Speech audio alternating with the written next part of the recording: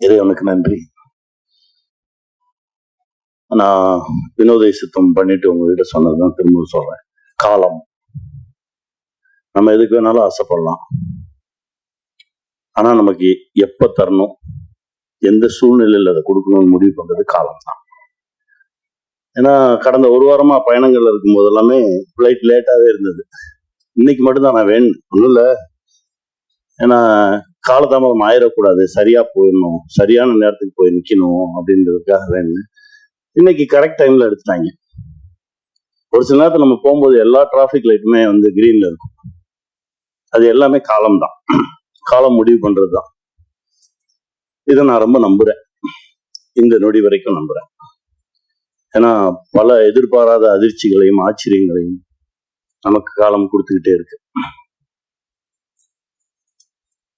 ரொம்ப சந்தோஷமா இருக்கு இந்த நிகழ்வு. ஒரு இயக்குனருடைய 3 படைப்புகளை பார்த்தா போதும் அந்த இயக்குனருடைய கேரக்டர் தெரியும்னு சொல்லுவாங்க.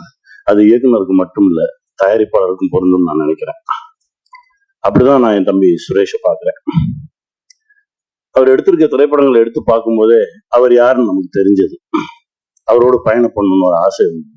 அந்த மேடையில தேவு சாரை பார்த்தோம்னா இன்னும் கூடுதல் சந்தோஷம். யார் யாரோட சேரணும்னு ஒண்ணு இருக்குல்ல, ரொம்ப மகிழ்ச்சி சார், ரொம்ப சந்தோஷமா. தம்பி வி ஹவுஸ் இந்த சினிமா இருக்கிற வரைக்கும் இருக்கும். ஒரு நல்ல படைப்பு எடுக்கணும் அப்படின்னா வி ஹவுஸ் போகலாம் அப்படின்ற ஒரு நம்பிக்கை வரும். ரொம்ப சந்தோஷமா இருக்கு. அப்புறம் அண்ணன் தம்பிராம அண்ணன், அவரை பத்தி நான் சொல்லணும்னா பேசிக்கிட்டே இருக்கலாம். எந்த கதை எழுதினாலும் என் அண்ணனை வச்சுதான் எழுதுனாங்க. இப்போ கூட ஒரு கதை எழுதி முடிச்சேன், அண்ணனை வச்சுதான் எழுதும். நாங்க 2 பேரும் சந்திச்சோம்னா கதைகள் மட்டும்தான் பேசிக்கிட்டே இருக்கோம்.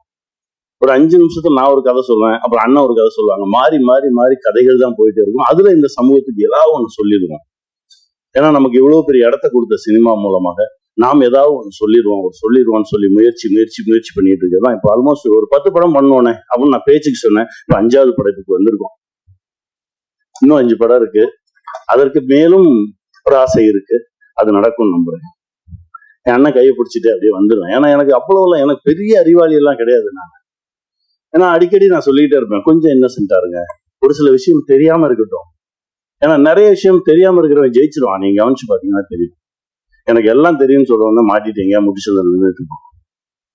எனக்கு ஒண்ணுமே தெரியாதுங்க, நான் அப்படியே போறேன்.